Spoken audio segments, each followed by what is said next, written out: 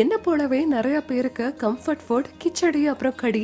So இன்னைக்கு நான் அதே கிச்சடியும் கடியும் செய்யறேன். இது என்னோட கம்ஃபர்ட் ஃபுட். ஆனா வெங்காயம் பூண்டு இல்லாம செய்ய போறேன்.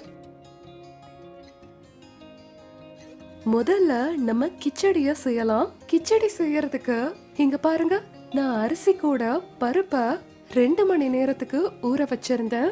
இங்க பாத்தீங்களா, துவரம் பருப்பை எடுத்திருக்கேன். இது ஒரு 1/4 கப் எடுத்திருக்கேன். அப்புறம் இது பாசி பருப்பு, இதுவுமே 1/4 கப். கூடவே 1/2 கப்புக்கு சின்ன கிச்சடி அரிசிய எடுத்திருக்கேன். கிச்சடி செய்ய முதல்ல குக்கர்ல எண்ணெயை ஊத்திக்கலாம். தோராயிரமா 2 டேபிள் ஸ்பூன். இப்ப எண்ணெயில நான் இந்த 3 கிராம்ப சேர்த்துக்கிறேன். என்கிட்ட லவங்கப்பட்டை இருக்கு, இது பிரியாணி இலைகள், இது முழு மிளகா, அப்புறம் கொஞ்சம் சீரகம், தோராயிரமா 1/2 டீஸ்பூன். கூடவே 1/2 டீஸ்பூனுக்கு வெள்ளை எல்லாம் எடுத்துக்கலாம்.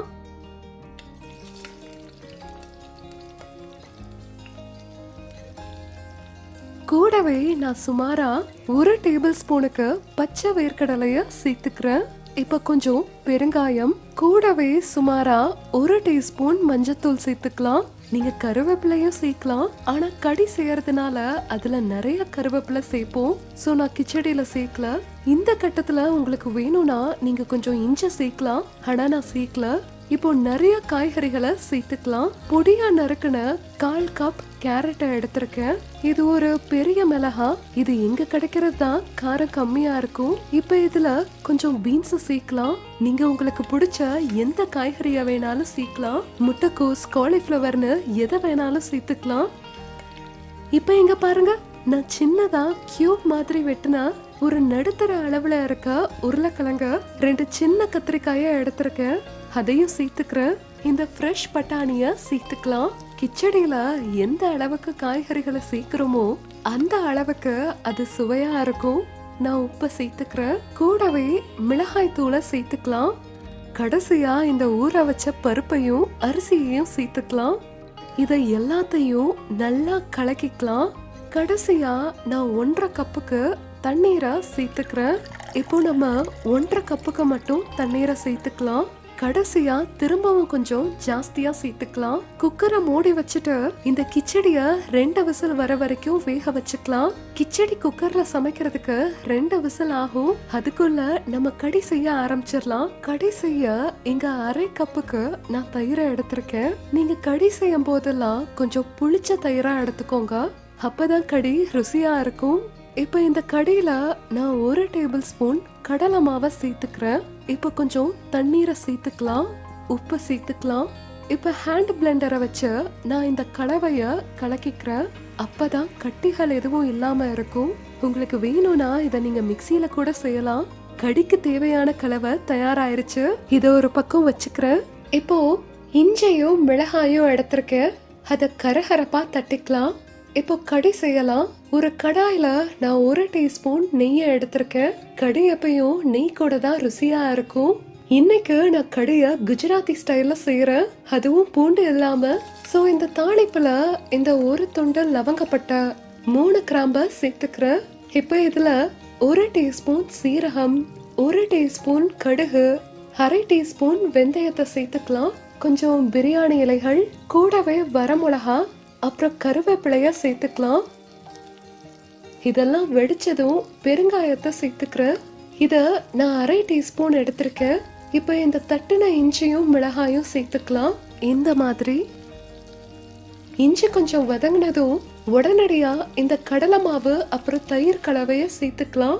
அது கூடவே 1/2 கப்புக்கு தண்ணீரை சேர்த்துக்கிறேன். கடி எப்பயும் தண்ணியா இருந்தாதான் குறிப்பா கிச்சடி கூட சுவையா இருக்கும். இந்த கடிய ஒரு கொதி வர வரைக்கும் கலக்கிக்கிட்டே இருக்கலாம். சரியா இருக்கும். நம்ம கலக்காம இருந்தா அது கீழே ஒட்டிக்கும். இப்ப இந்த கடியில நான் 1 ஸ்பூன் சர்க்கரைய சேர்க்கிறேன். இது டோட்டலா ஆப்ஷனல் தான். ஆனா குஜராத்திகள் எங்களுக்கு கொஞ்சம் இனிப்பு கடி தான் பிடிக்கும். இப்ப மிதமான தீயில 2 விசில் குக்கர்ல வந்துருச்சு. சோ நான் ஃப்ளேமை ஆஃப் பண்ணிட்டேன். குக்கரை திறந்து வச்சுட்டு அப்புறம் இன்னும் கொஞ்ச நேரம் கிச்சடிய சமைச்சுக்கலாம். இங்க என் கடியும் கிட்டத்தட்ட சமைச்சாச்சு. கடியில நல்லா கொதி வந்துட்டு இருக்கு. இப்ப கடி சமைச்சு தயாரா இருக்கு. கடைசியா ஃப்ரெஷ்ஷான கொத்தமல்லி தலைய சேர்த்துக்கிறேன். இந்த கடிய ஓரமா வச்சிடலாம். குக்கரை திறந்து ஒரு தடவை பாத்துக்கலாம். 2 விசிலுக்கு அப்புறமா இத பாருங்க, கிச்சடி கிட்டத்தட்ட 80% சமைச்சாச்சு. சோ இப்ப திரும்பவும் இதுல நான் 1/2 கப்புக்கு தண்ணீரை சேர்த்துக்கிறேன். முன்னாடி 1/2 கப்புக்கு மட்டும் தண்ணீரை சேர்த்திருந்தோம். இப்ப இன்னும் 1/2 கப்புக்கு தண்ணீரை சேர்த்துக்கலாம். கொஞ்சம் கிச்சன் கிங் மசாலாவை சேர்க்கலாம், கரம் மசாலாவை கூட சேர்த்துக்கலாம். இப்போ ஒரு நடுத்தர அளவுல பொடியா நறுக்கின தக்காளிய சேர்த்துக்கிறேன். அப்புறம் நெய் இல்லாட்டி அது எப்படி கிச்சடி ஆகும்? சோ கடைசியா இங்க 1 டீஸ்பூனுக்கு நெய்ய சேர்த்துக்கிறேன். இப்ப திரும்பவும் எல்லாத்தையும் நல்லா கலக்கிக்கலாம். உங்களுக்கு வேணும்னா 10 நிமிஷத்துக்கு இப்படியே சமைச்சுக்கலாம். திரும்பவும் குக்கரை மூடி வச்சுட்டு மிதமான தீயில 1 விசில் வர வரைக்கும் சமைச்சுக்கிறேன்.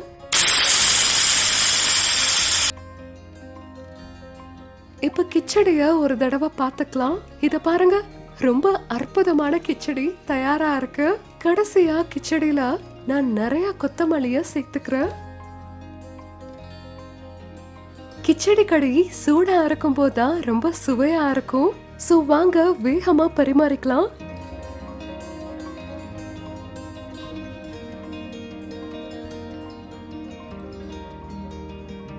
அப்புறம் மேல இருந்து நான் இன்னும் கொஞ்சம் நெய்ய சேர்த்துக்கிறேன். இப்ப இங்க தயாராயிருச்சு சூடான கிச்சடி கடி, அதுவும் வெங்காயம் பூண்டு இல்லாம. இன்னைக்கு இந்த கிச்சடிய நான் வேர்க்கடலை அப்புறம் பொட்டுக்கடலை சட்னி கூட பரிமாறுறேன்.